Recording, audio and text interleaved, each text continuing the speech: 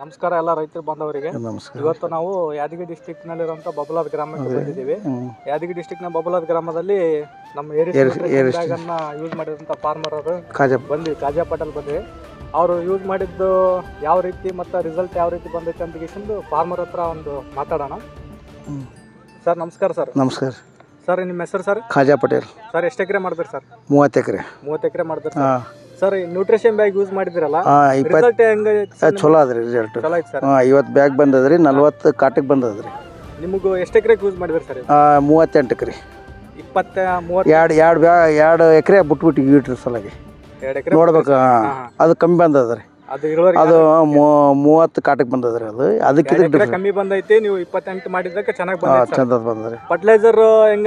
Fertiliser ಕಮ್ಮಿ ಮಾಡ್ಸೈತಾ ನಿಮಗಿದು?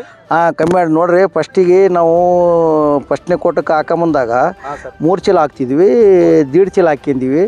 2ನೇ ಇದಕ್ಕೆ ಡಬಲ್ ಬಂದಂಗೆ ಕಾಣ್ತದ್ರಿ. 2ನೇ ಬರಾಟಿಗೆ ಫಸ್ಟ್ನೇ ಅದಕ್ಕೆ 2ನೇ ಕೋಟ ಹಾಕಿದಂಗೆ ಕಾಣ್ತದ್ರಿ ಬೆಳೆ.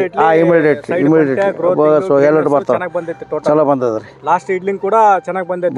ಬಂದದ್ರಿ. ಒಡೆ ಗಿಡ ಚೆನ್ನಾಗೈತ್ರಿ. ಚೆನ್ನಾಗಿ ಏನಾಗಿಲ್ಲ, ರಿಸಲ್ಟ್ ಮಾತ್ರ ಚೆನ್ನಾಗೈತಿ, ಚಂದ ಅದ. ಗ್ಯಾರಂಟಿ. ಮತ್ತೆ ನಾವು ಕೇಳಿ ಈಗ ಮಸಾಲೆ ದುಕಾನ್ದಾಗ ಮತ್ತೆ ಕೇಳಿ ತೊಗೊಂತೀವಿ. ನಾವು ಮತ್ತೆ ತೊಗೊಂತೀವಿ. ರೈತರಿಗೇನು ಹೇಳಿವಿ, ಅವ್ರು ತಗೋದು ಬಿಡೋದು ಅವ್ರ ಕಡೆಗೆ ಇಷ್ಟು ಹೇಳಿವಿ. ಅದು ಕೆಲಸ ಮಾಡ್ತಂತ ಭಾಳ ಮಂದಿ ರೈತರಿಗೆ ಹೇಳಿ ನಾವು.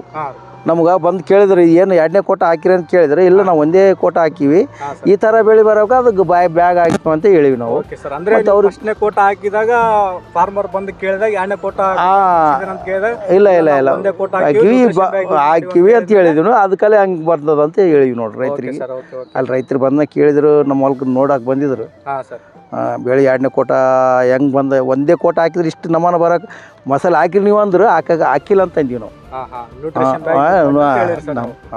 ರಿಸಲ್ಟ್ ಚೆನ್ನಾಗೈತೆ. ರಿಸಲ್ಟ್ ಚೆಂದಾಗೈತ್ರಿ. ಇದೀಗೇನಿಲ್ಲ, ಈಗ ಕೇಳಿ ನಾವು ತೊಗೊತೀವಿ.